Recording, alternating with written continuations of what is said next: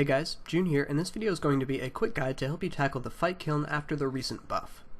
In terms of gearing up, there are only a couple of important things that we need to bring with us. Firstly, we want to make sure that we have the weapons available to use all three attack styles during the kiln. The basic enemies within the fight kiln all follow the combat triangle associations very strongly, so for example, a ranged using basic enemy will take dramatically reduced damage from magic and ranged, and will only take the flat damage from melee itself, and so we'll actually be switching back and forth between combat styles very frequently. In addition to that, if even remotely possible, we want to get ourselves a set of Obsidian Armor. It's a hybrid set, which is great since we'll be switching back and forth between different attack styles all the time. It cuts damage almost in half from all the enemies within the fight kiln, and assuming we're using the proper styled helmet, it gives us a total of about 10% improved accuracy. It does require completion of the Fight Cauldron quest, and you have to participate in the Fight Cauldron minigame for about 10 to 15 minutes to make yourself a set from scratch, but it is absolutely worth it. Doing this with Obsidian Armor is totally easy mode, and I definitely wouldn't recommend doing the fight kiln without it. If for some reason this is completely out of the question, you could replace this with Void or some other type of hybrid armor, but keep in mind you'll have a much more challenging time as a result. Apart from this, you just want to use your best in slot gear and standard things like overloads or your best stat boosting potions, a few prayer potions, and some food. For a familiar, maxed players using best in slot gear can get by with using a Steel Titan, but lower level players who are using maybe tier 70 or tier 80 weapons may want to use a yak full of food as well. The enemies you see on screen now are the basic boring enemies that you'll encounter as fodder in general on most of the waves. These guys are entirely inconsequential, especially if you're using Obsidian Armor, and so Soul Split is going to be plenty of healing to counteract any damage that they're able to deal to you. Because of that, for the sake of saving time in this video, I'm pretty much just going to skip any wave that only has these as primary enemies and just go between the waves that have special enemies and involves certain amounts of strategy. The only thing to keep in mind against these guys is that they do have that damage reduction effect that I talked about earlier, and so you're going to want to be using melee against the ranged using enemies on the left, using magic against the melee using enemies in the center, and ranged against the magic using enemies on the right. Here are the three special enemies that actually do present a potential danger. On the left is the Dill. You'll find one of these on wave 5, one on wave 19, and then a bunch of them on wave 28.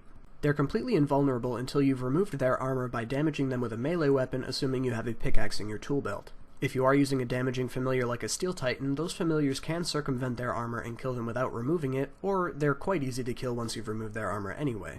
The only reason these guys are potentially dangerous is their primary mode of damage is a typeless special attack that deals a percentage of your maximum HP, and so particularly on wave 28 where you're dealing with several of them at once, they do have some KO potential. I'll talk about specific strategies for dealing with that wave later on in the video. In the center we have Jads, which serve as a slightly easier variant of the final boss from the Fight Cave minigame, and there is one of these on wave 10, one on wave 20, one on wave 30, one on wave 34 and 35, and then two of them together on wave 36. These guys deal crazy damage, and they're easily capable of one-hitting the player unless they're using Obsidian Armor, in which case their attack is capped around 6,000 damage, which of course is still very formidable.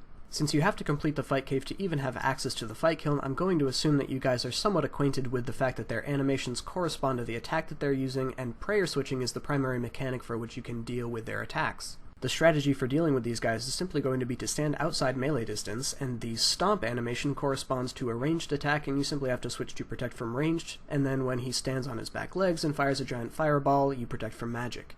Again, I will cover specific strategies for each of the waves that these guys are on later in the video.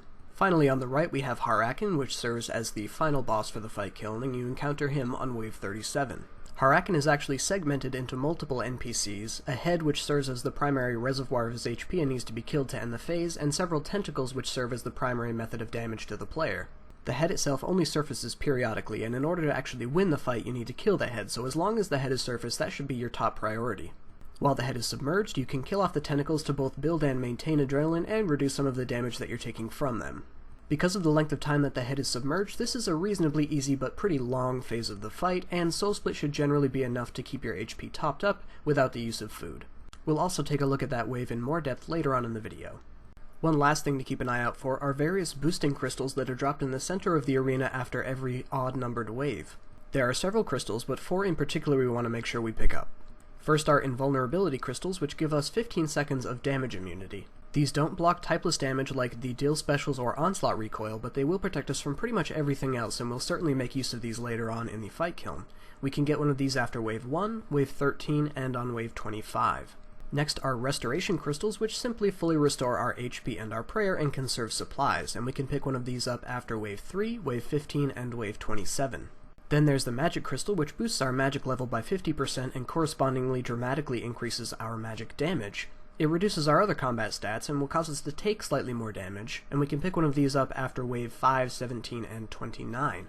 Because of the huge damage boost that we get from this crystal, it's going to be a vital part of our strategy later on for dealing with har-aken.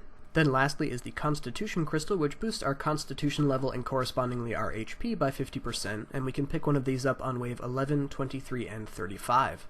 We can use these crystals for safety's sake when dealing with Jads to protect ourselves from the potential KO, or we can use them to get a really powerful and long onslaught. None of these are necessarily vital for completing the fight kiln, but they do provide a nice strategic advantage in some circumstances.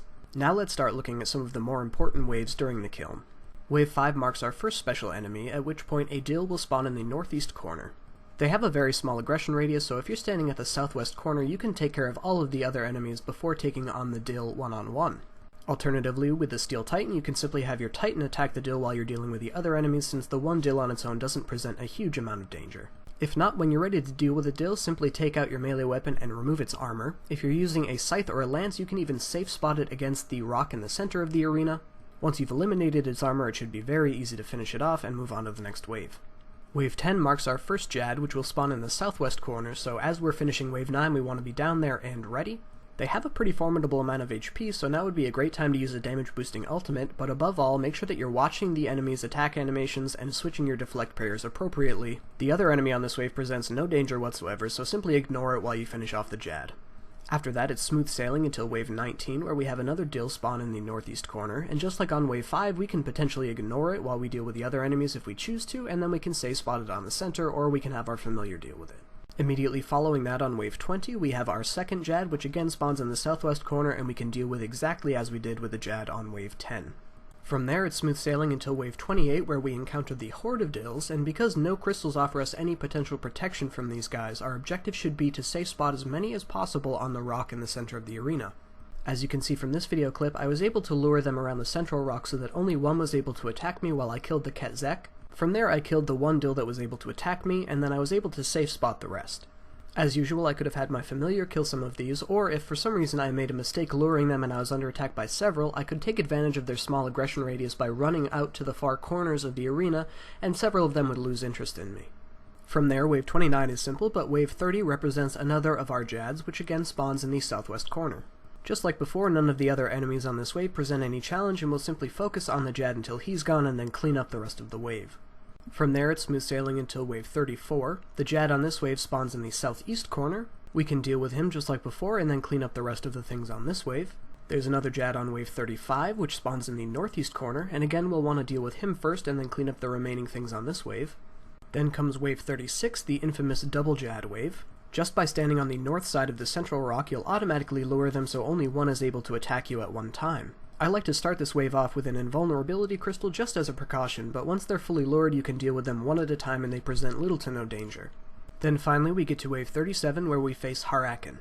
This wave starts off with a total of 4 tentacle spawns before the head surfaces for the first time, so we want to have 100% adrenaline and be prepared to DPS the head. The two primary strategies here are either to use a magic crystal and sunshine and DPS the head as much as possible, or you could alternatively use a Constitution crystal and get as long of an onslaught as possible. Using either of these strategies, you should be able to kill har-aken after just surfacing 2 or 3 times, but like I said earlier, the tentacles don't deal significant enough damage to you to counteract the healing effect of Soul Split, so you could potentially do this fight as long as necessary. Keep in mind the head will never surface on the north side, so just keep an eye out for the head to surface on the east, south, or west, and make it a priority to DPS it, and you should be able to finish the kiln off in no time. Thank you guys as always for watching. This was a viewer request video, so hopefully this gave you all the information you need to tackle the newly buffed fight kiln. Above all, if you're struggling, definitely get Obsidian Armor. Like I said, it's very, very difficult to fail once you have that unlocked. If you have any questions or anything, drop them in the comments below and I will do my best to answer them, and I'll see you guys in the next video.